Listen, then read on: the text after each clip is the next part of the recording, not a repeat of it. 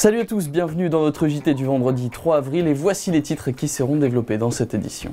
Un journal entièrement consacré à la jeunesse. Aujourd'hui, on prendra exceptionnellement la direction de la Belgique. Avec ce week-end de 3 jours, vous cherchez peut-être une activité à faire en famille. Et bien direction Plopsaquois, à Plopsaland, la nouveauté. On va aussi parler d'un concours pour les jeunes dans ce journal. Ça se passe à la centrale nucléaire de Gravelines. Près de 300 jeunes vont participer au 15e Challenge Environnement. Et enfin, on va vous parler de maisons de quartier après les rénovations de celle du Pont-de-Pierre et les travaux dans celle de Petit-Fort. C'est la maison de quartier du centre qui est en plein déménagement. Juste avant ce week-end pascal de 3 jours, on vous propose une petite idée sortie, une nouveauté dans le coin. Ça se passe du côté de Plopsaland, le nouveau parc aquatique Plopsaquois. Et on retrouve Aurélien Février en maillot de bain. Oui Vincent, le maillot de bain attendra un petit peu. On est juste là devant Plopsaquois. On va vous faire visiter ce tout nouveau centre aquatique donc de Plopsaland à La Panne en Belgique. Visite guidée avec Samia qui nous attend à l'intérieur.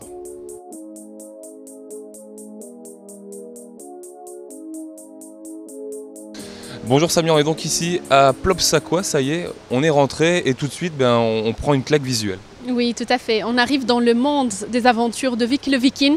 On se prend plein les yeux parce que c'est tout simplement magnifique. On a l'impression vraiment de se retrouver dans les dessins animés, dans les aventures de Vicky le Viking. Ouvert depuis le 22 mars, Plopsaquois se veut dédié exclusivement à la famille. On retrouve tout un monde aquatique qui permet à toute la famille de s'amuser, qu'on part de toute piscine pour les tout petits jusqu'au toboggan à Sensation et aussi le bassin avec des vagues. On a vraiment toutes sortes de plaisirs aquatiques. Le clou du spectacle, c'est ce toboggan. C'est le Skydrop. C'est un toboggan d'à peu près 19-20 mètres de hauteur avec un système de trappe qui s'ouvre et on est en chute libre et un parcours qui est très très rapide. Et sachez que Plopsaquois est ouvert pendant ce week-end pascal. Les horaires, ce sera du samedi au lundi de 9h à 20h. Pour la 15e année consécutive, la centrale nucléaire de Gravelines organise le Challenge Environnement. Un challenge autour du thème du développement durable réservé aux classes de 4e du littoral qui ont l'électricité inscrite dans leur programme. C'est un reportage signé Patrice Bernard. On cherche juste les moyens qui permettent de produire l'électricité qui comporte le mix énergétique. Cette année, 12 classes de 4e des collèges du littoral s'affrontent pour gagner un voyage pédagogique offert par la centrale nucléaire de Gravelines.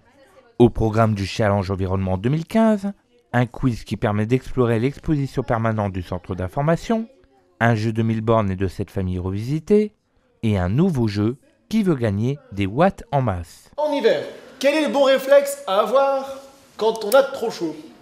Ouvrir légèrement la fenêtre, réponse A. Baisser le chauffage, réponse B. Enlever son pull, réponse C. Ou mettre la clim ou le ventilateur, la réponse D. Vous avez 15 secondes.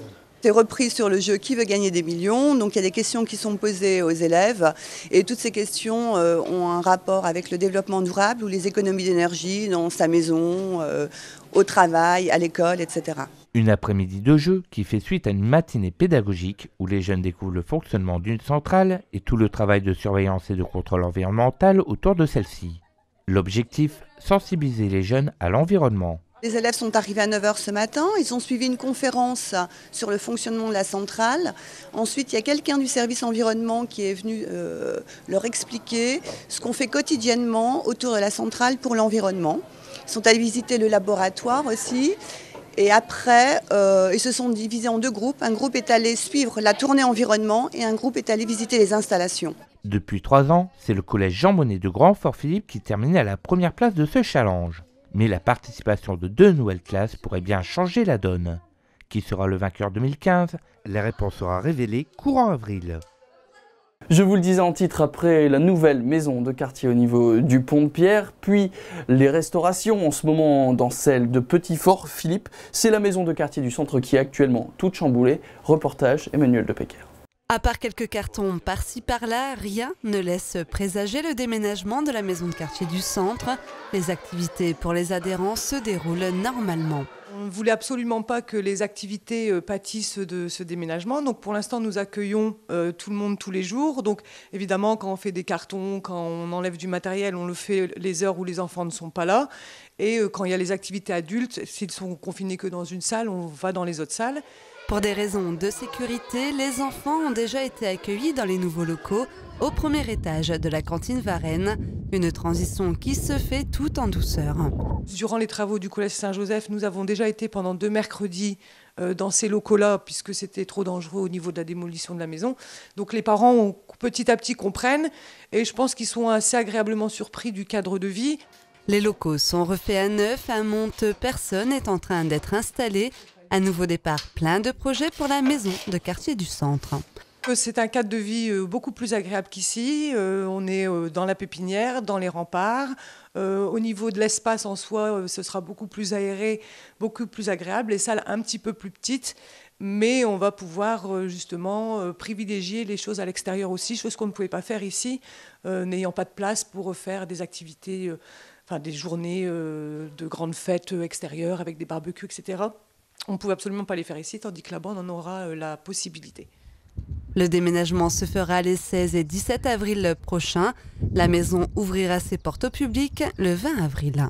Voilà, c'est la fin de ce journal. Merci à tous de l'avoir suivi. Je vous rappelle que vous pouvez retrouver ce programme sur notre site internet www.deltatv.fr, sur notre page Facebook Delta TV et enfin sur le canal 28 si vous êtes gravelinois. Quant à moi, je ne vous retrouve pas lundi puisque c'est férié, mais mardi pour un nouveau JT. Je vous souhaite donc une bonne soirée à tous et bon week-end sur Delta TV.